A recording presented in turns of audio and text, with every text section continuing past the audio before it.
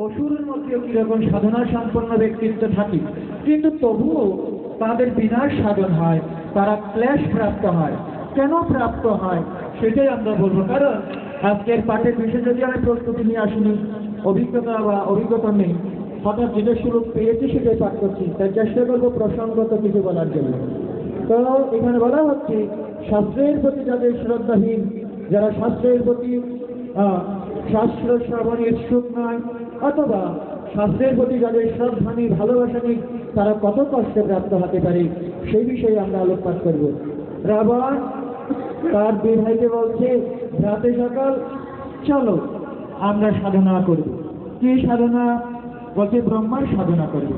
কারণ ব্রহ্মার সাধনা করলে, ব্রহ্মা প্রসন্ন হলে তিনি আমাদেরকে অমর বর প্রদান করবে। অমর বর প্রাপ্ত হলে আমরা অসুরেরা স্বর্গলোক দখল করে, স্বর্গের যারা দেবতা তাদেরকে বন্দী করে স্বর্গ রাজ্য ভোগ করব। দেখুন, পৃথিবীর মধ্যে অনেকে বলে যে হে, আপনারা বারবার বলেন কৃষ্ণ পূজা করেন, কৃষ্ণ পূজা করেন, আপনারা তো কোনো দেব দেবীর কথা বলেন না। বৈদিক শাস্ত্র বলছে বুদ্ধিমান মানুষ মাত্রই কখনো কৃষ্ণ ছাড়া অন্য কথা বলবে না। কেন? যারা স্বর্গে অবস্থান করছে, কিন্তু কিছুদিন পরে যেতে না যেতে অসুররা গিয়ে স্বর্গে আক্রমণ করে তাদেরকে বন্দী করে। যে নিজে বন্দী হয়ে হনুমানের মতো ব্যক্তির কাছে প্রার্থনা করে, হে হনুমান, আমাদেরকে মহাবিপদ থেকে উদ্ধার করো। যারা দেবতা হয়ে অসুরদের দ্বারা নির্যাতিত হয়ে এরকম হনুমানের কাছে প্রার্থনা করেছিল, তারা আপনার কি মঙ্গল করতে পারে? করতে পারবে? পারবে? শাস্ত্রের সিদ্ধান্ত তাই সেই প্রমাণও দিয়েছে। কিরকম? ঠিক আছে ভাই, আপনি তো আমাদের জ্যেষ্ঠ ভ্রাতা, উপদেশ যেহেতু দিয়েছেন এই আদেশ পালন করব। তার ছোট্ট ভাই বিভীষণ এবং কুম্ভকর্ণ সম্মতি জ্ঞাপন করে অরণ্যে প্রবেশ করেছে, বড় এক পর্বতের উপর থেকে উঠে সাধনা শুরু করেছে। কি সাধনা জানেন? কি সাধনা? কুম্ভকর্ণ সুন্দর করে কিছু না খেয়ে না দিয়ে 10,000 বছর ধরে সাধনা করেছিলেন। কিছু খাইনি, শুধু মন্ত্র উচ্চারণ করেছে। কি? ওম ব্রহ্মণে নমঃ। হে ব্রহ্মা, দয়া করে আপনি আমার প্রতি প্রসন্ন হোক, আমি আপনার শ্রীচরণ তলে বিনম্র প্রণাম জানাই। এভাবে 10,000 বছর কিছু না খেয়ে সাধন করেছে। বর্তমান যুগে যে সমস্ত সাধক বৃন্দ রয়েছে, হয় 150 বছর, নয় তার চেয়ে অধিক 200 বছর, 10,000 বছরের ইতিহাস বর্তমান ইতিহাসে নেই। কিন্তু সনাতন শাস্ত্র বলছে 10,000 বছর কিছু না খেয়ে ভজনা করেছিল, সাধনা করেছিল। সেই সাধনায়, তার সাধনা দেখে পৃথিবী কম্পিত হয়েছিল, শাস্ত্র বলছে। কুম্ভকর্ণের সাধনা যেমন প্রখর, বিভীষণের সাধনাও কোনো অংশে কম ছিল না।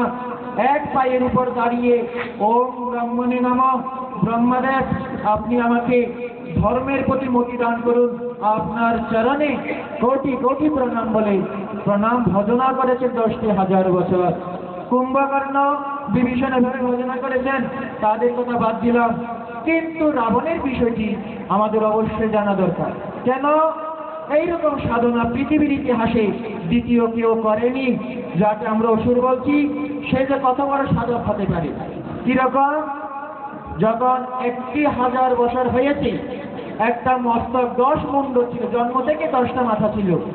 যখন 1,000 বছর হয়েছে, একটি মাথা কেটে মাটির মধ্যে ফেলে দিয়েছে।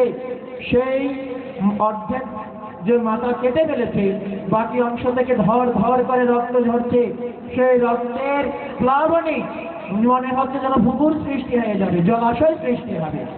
এভাবে মস্তক ছিন্ন করে কিছু না খেয়ে না ধুয়ে এক পায়ের উপর ভর করে 1,000 বছর সাধনা করেছে। ব্রহ্মা সন্তুষ্ট হয়নি। দ্বিতীয় 1,000 বছর অতিক্রম করার পর আরেকটি মস্তক কেটে দিলেন। এইভাবে করে করে 10টি মস্তক কাটার পূর্বে যখন 9টি মস্তক কাটা হয়েছে, সমস্ত পৃথিবী থর থর করে কাঁপতে শুরু করে দিয়েছে। কারণ এইরকম তপস্যা পৃথিবীর ইতিহাসে দ্বিতীয় কেউ করে। সে তপস্যার ভর পৃথিবী সইতে পারতেছে না, তাই বসুন্ধরা দেবী দিয়ে, এই ধরিণী দেবী দিয়ে তিনি ব্রহ্মার কাছে গিয়ে প্রার্থনা করলেন, ব্রহ্মদেব আমি আপনারই সৃজনী, আমি আপনার কাছে প্রার্থনা করছি, পৃথিবীতে এমন এক সাধু এমনতম ভজনা করছে যা পৃথিবীর ইতিহাসে দ্বিতীয় কেউ করেনি। আপনি এর বর প্রদান করতে হবে, না হয়তো এইরকম প্রচেষ্টায় আমি পৃথিবী সইতে পারতেছি না, এত শক্তি তার সাধনা। ভগবান ব্রহ্মা, যিনি গুণাবতার, ভগবান শ্রীকৃষ্ণের গুণাবতার, তিনি বৎস তুমি তোমার সাধনা থামাও বলে তাকে দর্শন দান করলেন। যখনই ব্রহ্মাকে দেখেছেন, হে গুণাবতার ব্রহ্মা, পিতামহ ব্রহ্মা, আপনার সেই চরণ তলে কোটি কোটি প্রণাম বলে সম্বোধন করেছে। বললেন, বৎস, এত কঠোর পরিশ্রম করেছো, কি জন্য করেছো? বর প্রার্থনা করো, পুরস্কার প্রাপ্তির আশা করো। সঙ্গে সঙ্গে তখন সে 3 অসুর ভাই কি করলো? প্রভু, আপনার কাছে কি চাইবো আপনি তা ভালো করেই জানেন। কি? আপনার কাছে আমরা অমরত্ব আশা করি। ভগবান ব্রহ্মা, প্রথম জীব ব্রহ্মা, তিনি কি করলেন? তিনি রাবণকে বললেন, দেখো রাবণ, পৃথিবীর মধ্যে আমি যেহেতু জন্ম হয়েছি, আমি ব্রহ্ম যখন 100 বছর পূর্ণ হবে আমিও মৃত্যুবরণ করবো, তাই আমার পক্ষে তোমাকে অমরত্ব প্রদান করা সম্ভব নয়। এই কথা শুনে তখন তিনি বললেন, ঠিক আছে, আপনি আমাকে অমরত্ব না দিন, আমাকে এমন বর দিন, আমার খাদ্য ছাড়া পৃথিবীতে আর কোনো প্রাণী যেন আমাকে মারতে না পারে। কি খাদ্য? আমি মানুষ এবং বানর খেয়ে থাকি। রাক্ষসরা মানুষ এবং বানর খেয়ে থাকে, পশু খেয়ে থাকে। আমি যেন পশু এবং মানুষ ছাড়া কোনো প্রাণী যেন, এমনকি ভগবান বিষ্ণু যেন আমাকে মারতে না পারে। ভগবান ব্রহ্মা তথাস্তু, তাই হবে, আশীর্বাদ প্রদান করেছেন। কুম্ভকর্ণ বলছে, আপনি তো বড় ভ্রাতাকে বড়ই সুন্দর আশীর্বাদ দিয়েছেন, বড়ই সুন্দর বর প্রদান করেছেন, এখন আমার বর চাওয়ার পালা।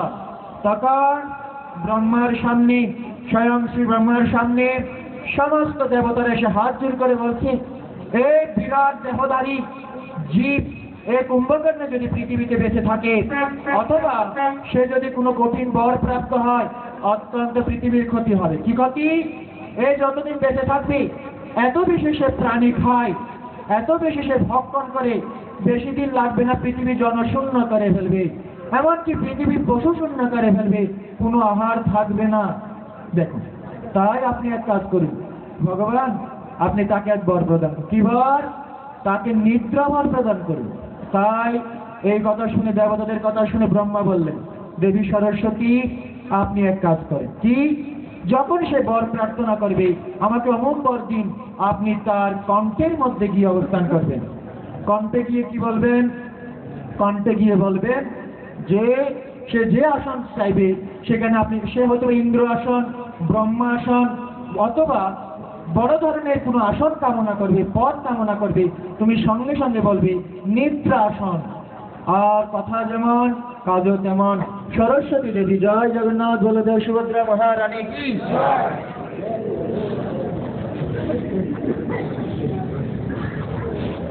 তখন সরস্বতী দেবী এখানে বসে বললেন, বসে আশীর্বাদ কামনা করেছেন।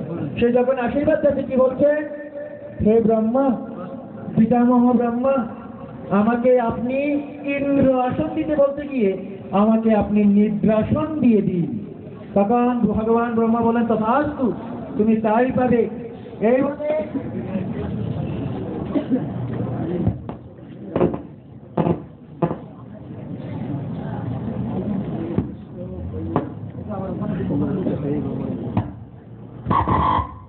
হরে কৃষ্ণ।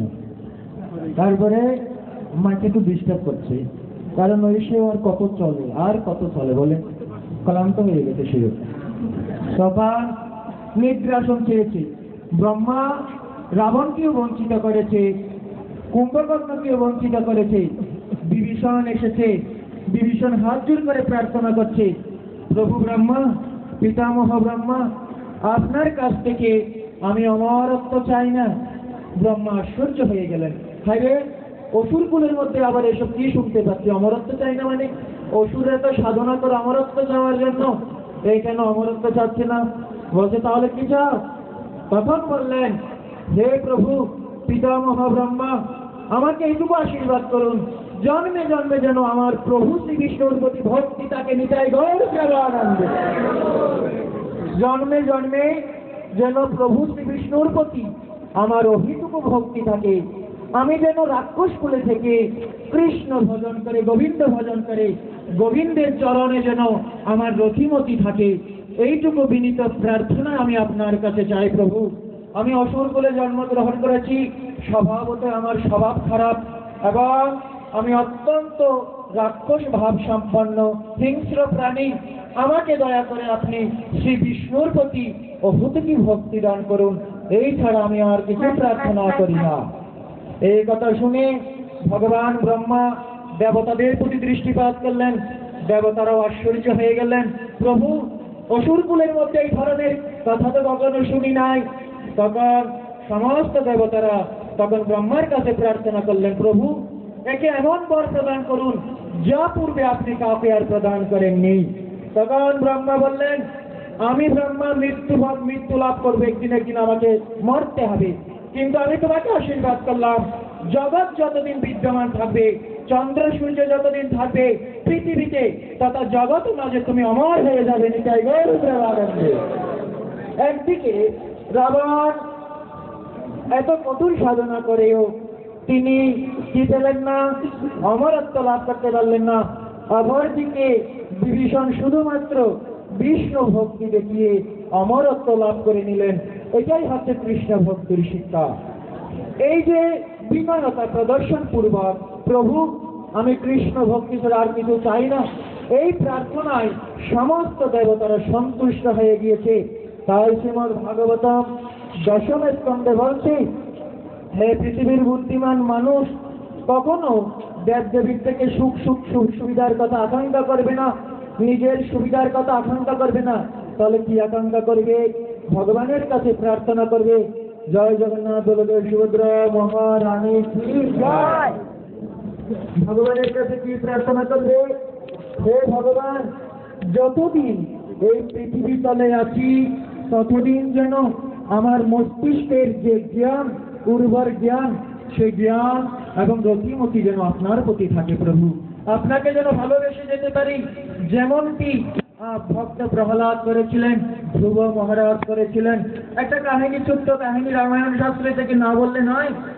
একদিন ভগবান শ্রী রামচন্দ্র লক্ষ্মণকে নিয়ে সীতা বিরহে হাসিতে হাসিতে বলে কান্নাকাটি করছিলেন, বিরহ অনুভব করছিলেন। এমন সময় রাস্তা দিয়ে যাচ্ছিলেন, হঠাৎ রাস্তার মধ্যে, পথের মধ্যে এক বড় ব্যাঙ ছিলেন তো, বর্ষাকালে বং বং করে এক ব্যাঙ রাস্তার মধ্যে পড়ে আছে।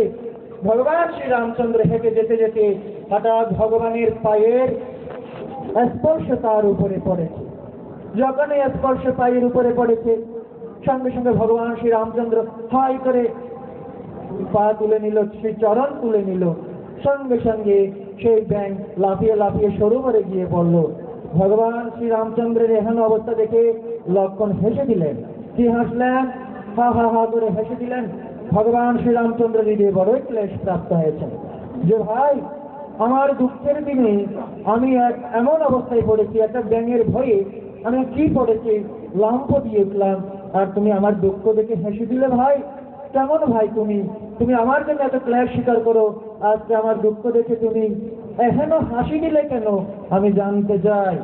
এ কথা শুনে তখন লক্ষ্মণ বলল, দাদা আমি আপনার দুঃখ দেখে হাসিনি তো কি দেখে হেসেছ? তখন উত্তর করে বললেন, আপনার চরণের মহিমা দেখে হাসছি। কি মহিমা? যে আপনার চরণের মহিমার তারতম্যতা দেখে হাসছি। কি তারতম্য? আমি যখন আপনাকে নিয়ে একবার সেই বিশ্বামিত্র মুনিকে নিয়ে জনক রাজার দেশে যাচ্ছিলাম, মিথিলায় যাচ্ছিলাম, পথের মধ্যে হঠাৎ একটা বড় পাষাণ দেখেছিলাম। বিশ্বামিত্র মুনি বলল, শ্রীরাম তুমি তোমার চরণখানি এই পাষাণের উপর রাখো, দেখো কি চমৎকারিতা ঘটে যায়। তখন আপনি কি করেছিলেন? বিশ্বামিত্র মুনির কথা শ্রবণ করে আপনি চরণখানি সেই পাষাণের উপরে দিয়েছিলেন। সঙ্গে সঙ্গে সেই পাষাণ নারী মূর্তি ধারণ করেছিল নিতাই গৌর প্রেমানন্দে। সেই নারী মূর্তি ধারণ করে তিনি আপনার কাছে প্রার্থনা করেছিল, প্রভু আমি অনেক দিন ধরে আপনার অপেক্ষায় ছিলাম, আমাকে আশীর্বাদ করুন, আমি কোথায় যাব? তখন বললেন, তুমি তোমার স্বামী যেখানে অবস্থান করছে স্বর্গে সেখানে ফিরে যাও। তাহলে প্রভু আপনার সেই চরণতলের স্পর্শ প্রাপ্ত হয়ে যদি কোনো পাষাণ যদি মূর্তি রূপ ধারণ করে, এই ব্যাং কেন মূর্তি রূপ ধারণ করলো না? এই প্রশ্নের উত্তর জানতে গিয়ে আমার মুখ থেকে হাসি বের হয়ে গিয়েছে। দেখুন, একদিকে একই চরণ, একই ব্যক্তির চরণ, একখানে পড়েছে পাষাণ উদ্ধার হয়ে গিয়েছে, আর একখানে পড়েছে কোনো রূপান্তর হয়নি, পরিবর্তন হয়নি। তার কারণ কি? এটাই আমি জানতে চাই। এ কথা শুনে ভগবান শ্রী রামচন্দ্রের কনিষ্ঠ ভ্রাতা লক্ষ্মণ এই প্রশ্ন যখন করলো, উত্তর দিলেন ভগবান শ্রী রামচন্দ্র দিব্য জ্ঞানী, ভ্রাতা শুনো, আমি যখন সেই পাষাণীর উপরে পদভেদ স্থাপন করেছিলাম, পা রেখেছিলাম, তখন সে মনে করেছিল কি জানো? নিশ্চয় আমার প্রভু শ্রী রামচন্দ্র যেন আমার মস্তকের উপরে চরণ রেখেছে। কারণ সে অভিশপ্ত ছিল, তার স্বামী অভিশাপ দিয়েছিল, যতদিন শ্রী রামচন্দ্রের চরণ তোর মস্তকে না পড়বে ততদিন তোর পাপ মোচন হবে না। তাই সে যখন কোনো কিছু পড়তো বা কোনো কিছু স্পর্শ অনুভব হতো, সে সঙ্গে সঙ্গে মনে করত মনে হয় প্রভু শ্রীরামচন্দ্র এসেছে। তাই আমার পদ যখন তার মস্তকে রেখেছি, সঙ্গে সঙ্গে সে মনে করেছিল মনে হয় প্রভু শ্রীরামচন্দ্র আমার মস্তকের উপর চরণ রেখেছে। তাই আমাকে প্রভু জেনে বুঝতে পেরেছে বলে, স্মরণ করেছে বলে আমার পদচিহ্ন তার উপরে যথার্থ ফল বয়ে এনেছে। কিন্তু এই ব্যাং কি করেছে জানো রাম লক্ষ্মণ? এই ব্যাং আমি যখন তার উপরে পদ রেখেছি, সঙ্গে সঙ্গে সে মনে করলো না জানি সর্প এসে আমাকে খেয়ে ফেলেছে, তাই আমার পদচিহ্ন বা আমার পদের যে পূর্ণ ফল সেটি সে প্রাপ্ত হতে পারেনি।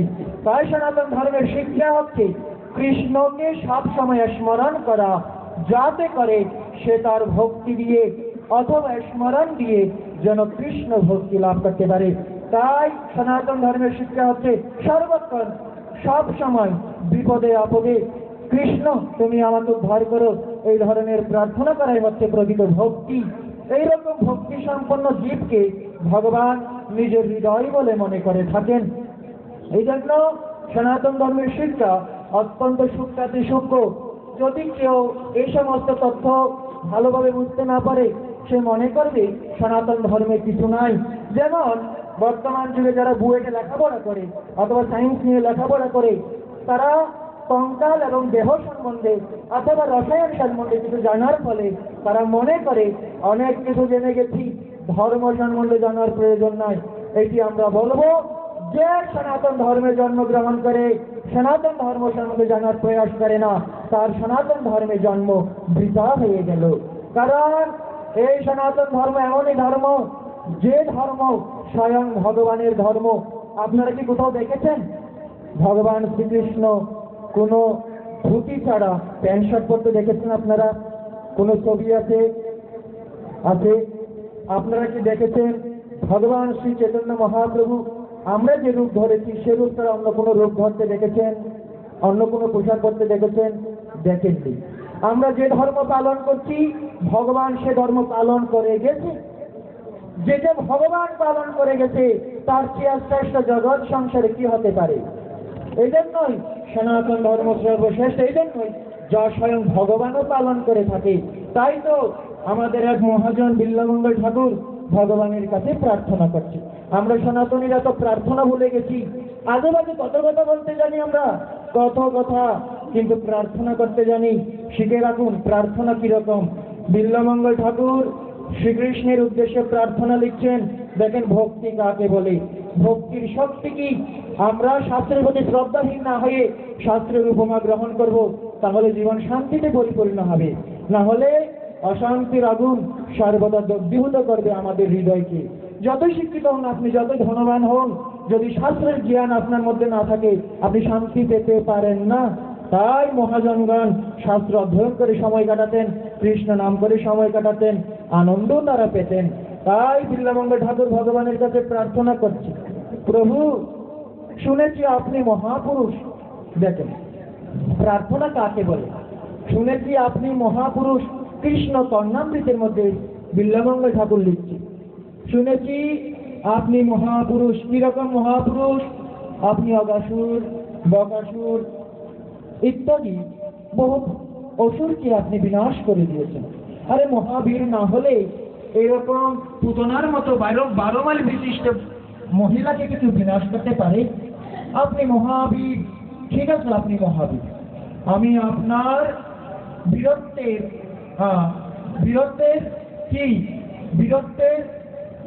কি পরীক্ষা করবেন? কি পরীক্ষা?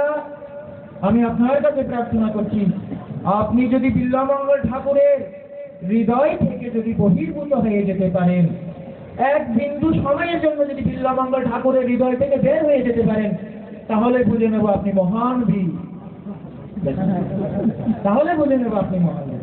অগাসুর বকাসুরকে বধ করেছেন, পুতনাকে বধ করেছেন, আমি কিছু মনে করি না, বীর আপনি স্বীকার করেছি।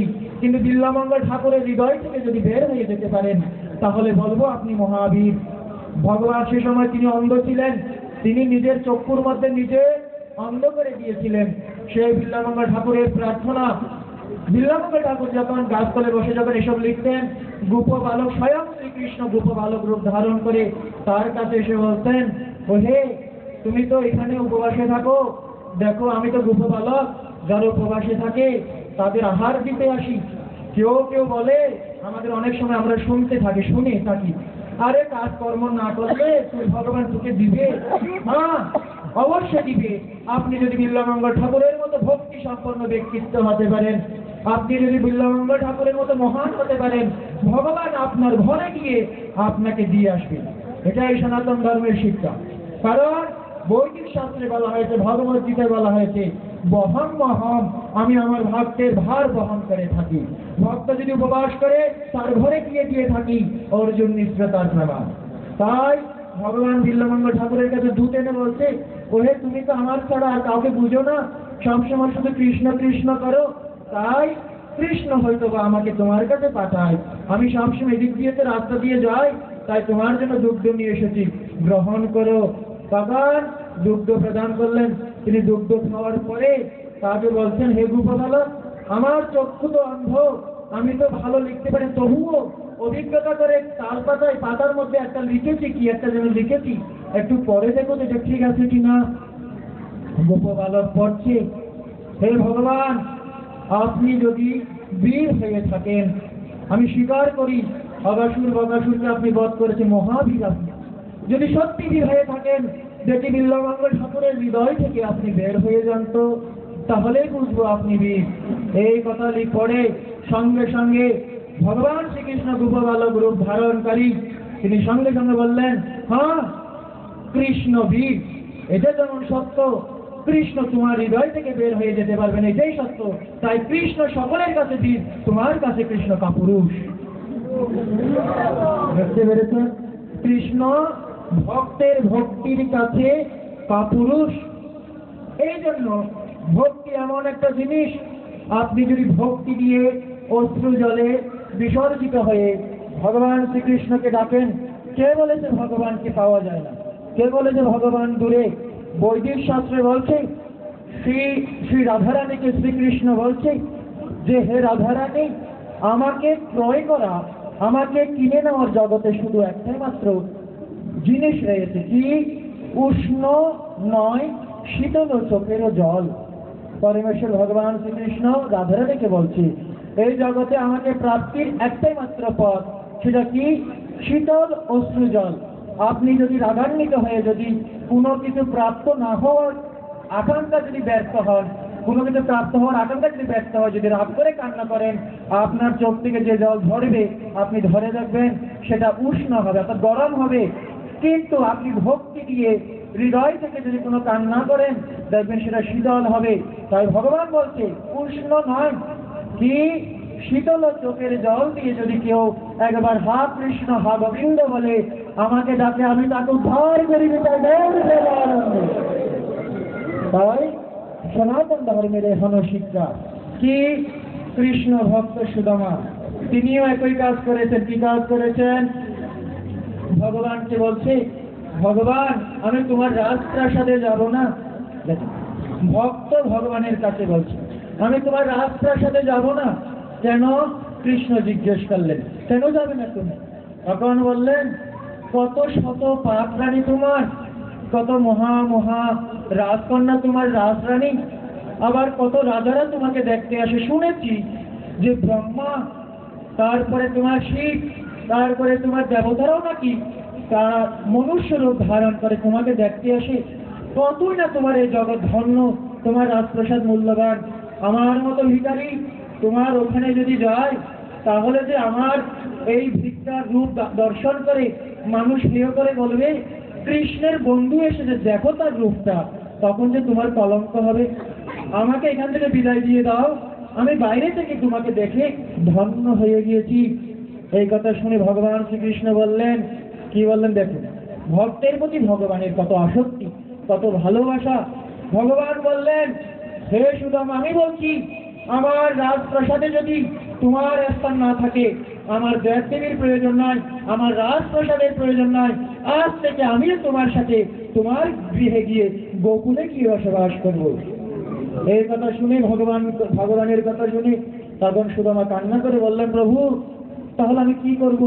আমি কি তোমারটা চাইবো নাকি আমারটা চাইবো? তখন ভগবান বললেন, কে বলেছে তুমি তোমারটা চাইবে? কি আমার সঙ্গে তুমি ভিতরে যাবে? আমি চাই তোমার মতো শুদ্ধ কৃষ্ণ ভক্তের চরণ ধুলায় আমার রাজপ্রাসাদ যেন পবিত্র হয়ে যায়। তাহলে দেখেন, শ্রীমদ ভাগবতের দশম স্কন্ধে যদি কৃষ্ণ ভক্ত সুদামার জীবন পড়েন, আপনারা জানতে পারবেন বানানো কথা নয়, অথবা মনের প্রসূত কোনো জ্ঞানের কথা বলছি না, আপনারা পড়তে পারেন। ভগবানের প্রাসাদে যখন প্রবেশ করেছেন, ভক্তরা সবাই হা হয়ে চেয়ে রইলেন, একই অপূর্ব রূপ কৃষ্ণের পাশে, একই ভিখারি, কিন্তু তবুও যেন মনে হচ্ছে কৃষ্ণ তার কাছে ম্লান হয়ে যাচ্ছে। কি এমন শক্তি তার? তখন কৃষ্ণ বলছে, ওরে ওর শক্তি কি জানিস? ওর শক্তি হচ্ছে ভক্তি। বৈদিক শাস্ত্রে বলছে, শ্রীমদ ভাগবতম নবম স্কন্ধে বলছে যে কেউ যদি কৃষ্ণকে ভক্তি দিয়ে বন্ধ করে ফেলতে পারে, বন্দী করে ফেলতে পারে, কৃষ্ণ ভক্তের কথা ছাড়া কিছু করতে পারে না। এমনকি আমি শাস্ত্রে ইয়ে পেয়েছি, একবার দুর্বাসা গিয়ে ভগবান শ্রীকৃষ্ণকে বলছি, আমি অম্বরীশ দাসের চরণে অপরাধ করেছি, মহারাজ অম্বরীশের চরণে অপরাধ করেছি, বিষ্ণু আমায় ক্ষমা করো না। দেখুন, ভগবান শ্রীকৃষ্ণ বলছে কি, একটা পশুকে বন্দি করে, সেই বন্দি পশুকে যখন তার মালিক খাওয়ায় সে তখন খায়, আবার না খাওয়ালে সে খায় না। আমি সেরকম ভক্তের ভক্তির দড়িতে বন্দী হয়ে যায়, তখন সে আমাকে চালায়, আমি চলি। তাই আমার পক্ষে ক্ষমা করা সম্ভব নয়। আমার দাসের কাছে, আমার ভক্তের কাছে যাও, সে যদি ক্ষমা করে দেয় আমি তোমাকে ক্ষমা করে দিব। ভক্তের শক্তি। তাই কৃষ্ণ ভক্ত সুদামা যখন রাজপ্রাসাদে প্রবেশ করেছেন, তখন সমস্ত পাঠ রানীরা আশ্চর্য হয়ে গেলেন। তখন ভগবান শ্রীকৃষ্ণ বললেন, ওহে পাঠ রানী সকল, বহুদিন পরে আমার ভক্ত এসেছে, তাকে একটু আরতি কীর্তন করে। আমরা বলি ভক্ত যে কত মহান। আপনি যদি চৈতন্য চরিতামৃত বৈদিক শাস্ত্র অধ্যয়ন করেন, বৈষ্ণব যে কত শ্রেষ্ঠ, আপনি আশ্চর্য হয়ে যাবেন।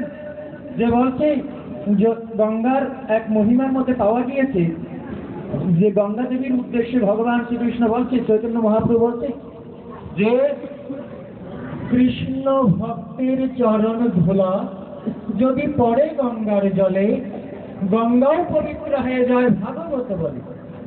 যদি পাপের পাপ গ্রহণ করতে করতে করতে যদি গঙ্গাও পবিত্র হয়ে যায়, আর সেই সময় কোন সংকীর্তনকারী কোন ভক্ত যদি সেদিক দিয়ে যায়, তার চরণের ধুলা যদি সে গঙ্গার মধ্যে গিয়ে পড়ে, গঙ্গাও পবিত্র হয়ে যায়।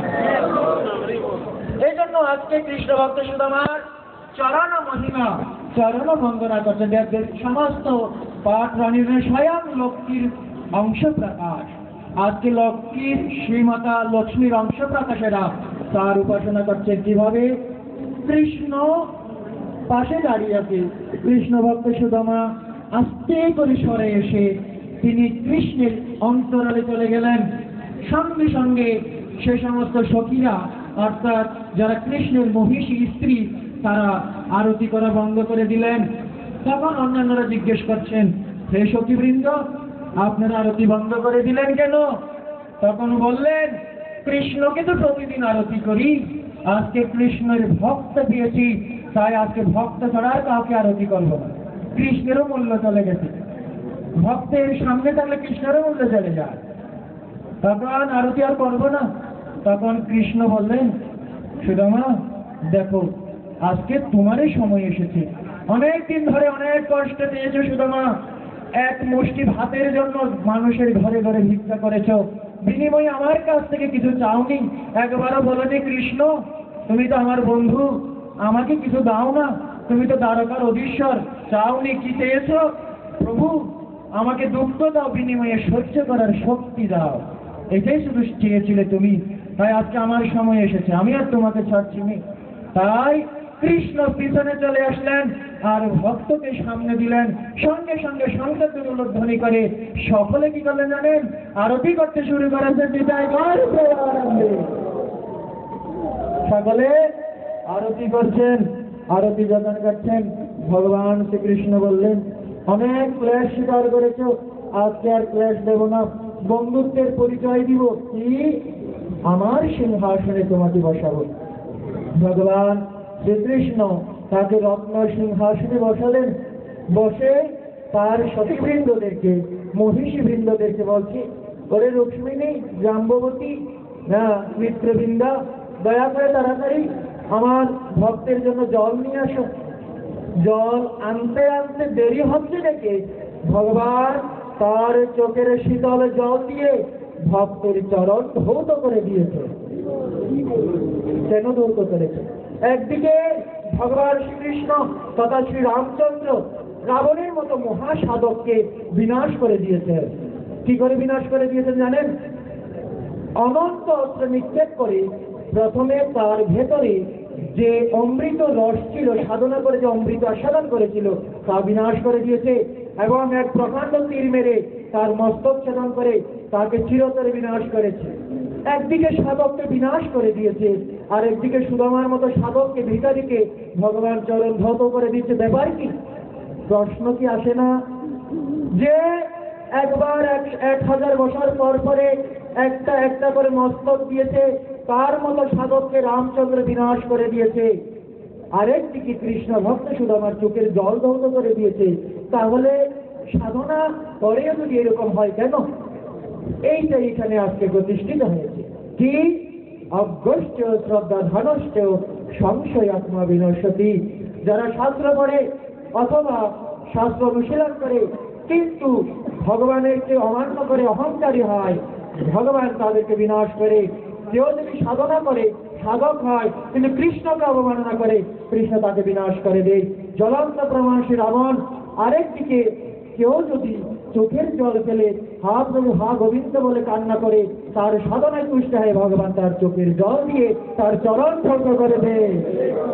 এই জন্য আমাদের কৃষ্ণ ভক্ত সুদামার পদাঙ্ক অনুসরণ করতে হবে, রাবণের পদাঙ্ক নয়, কুম্ভকর্ণের পদাঙ্ক নয়, বিভীষণের পদাঙ্ক অনুসরণ করতে হবে। ভগবানের কাছে প্রার্থনা করতে হবে, ব্রহ্মার কাছে প্রার্থনা করতে হবে, হে প্রভু জন্মে জন্মে যেন তোমার শ্রীচরণ তলে অহুতি ভক্তি থাকে, যেন জন্মে জন্মে তোমার দাসত্ব করে জীবন অতিবাহিত করতে পারি। এই ধরনের শিক্ষাকে বলা হয় কৃষ্ণ ভক্তি। আর এই ধরনের ভক্তি যখন হৃদয়ে আসে তখন কি হয় জানেন? তখন এই রকমের হয়, যখন শ্রী তার নাম কি শ্রী হরিদাস ঠাকুরকে যখন 22 বাজারে ব্যত্রাঘাত করছে, তখন ব্যত্রাঘাত করছে আর তিনি অসহ্য যন্ত্রণা অনুভব করছেন।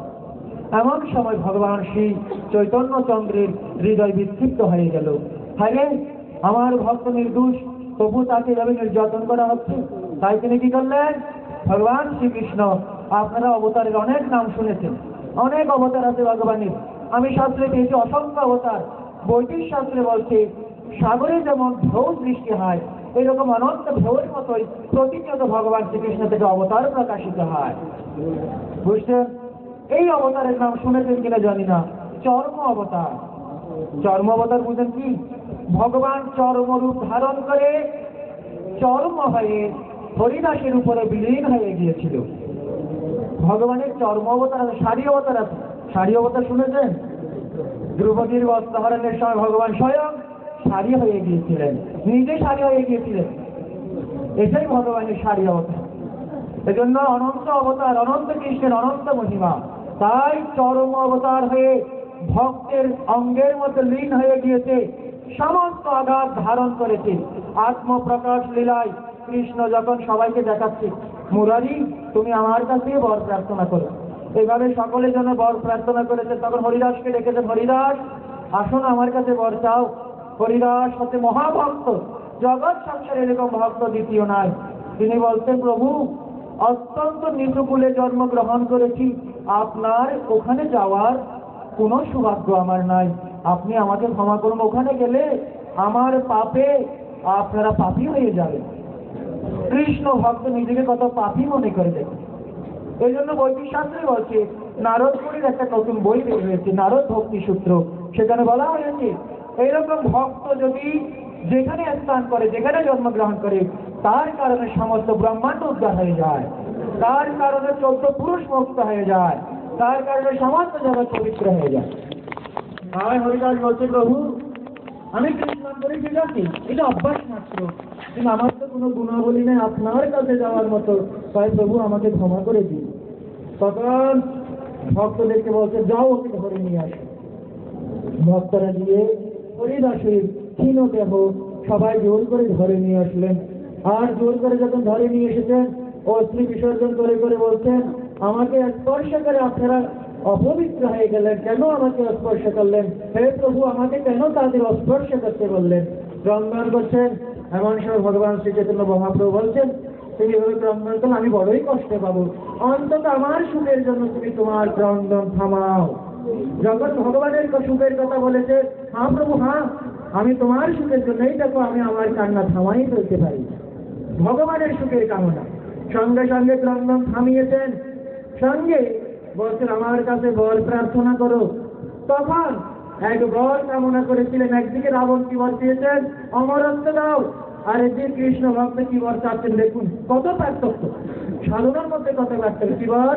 প্রভু আমি আপনার কাছে বর চাই, কি বর দিবেন? তো আগে বলুন দিবেন কিনা। বলে দেব, অবশ্যই দেব। তখন বললেন, আমাকে তুমি কুকুর হয়ে জন্মগ্রহণ করিয়ে দাও। দেখছেন কি বর চাই, ভক্ত কি বর চাই, আর অন্যদিকে অন্যরা কি বর চাই, ভক্তেরই সেই মহিমা। প্রভু আমাকে কুকুর হয়ে জন্মগ্রহণ করার বর প্রদান করুন। ভগবান শ্রী চৈতন্য মহাপ্রভু ক্রন্দন করে বলেন, কি বলছো তুমি? বলছেন, হ্যাঁ প্রভু, আমি তোমার কাছে এটাই চাই, আমাকে তুমি এটাই দান করো। তখন শ্রী চৈতন্য মহাপ্রভু বলল, ঠিক আছে দিলাম, কিন্তু তুমি কুকুর হতে চাচ্ছ কেন? কি কারণে কুকুর হতে চাচ্ছ? কুকুরের আবার কি বৈশিষ্ট্য? তখন বললেন, যদি প্রভু আমি কুকুর হয়ে জন্মগ্রহণ করতে পারি, তাহলে কোন বৈষ্ণবের গৃহের সামনে বৈষ্ণবের সুরক্ষা দেওয়ার জন্য পাহারাদার হতে পারবো। নিতাই গৌর প্রেমানন্দ। দেখেছেন, আমি বৈষ্ণবের গৃহের দ্বার রক্ষক হয়ে তাকে পাহারা দেব, তো পাহারা দিতে ভালো খাবে কি? তখন বললেন, প্রভু বৈষ্ণব যখন প্রসাদ থেকে উৎকৃষ্ট ফেলে দেবে, আমি আস্তে আস্তে গিয়ে মাথা নুয়ে সেই উৎকৃষ্ট প্রসাদ আস্বাদন করার সৌভাগ্য লাভ করব।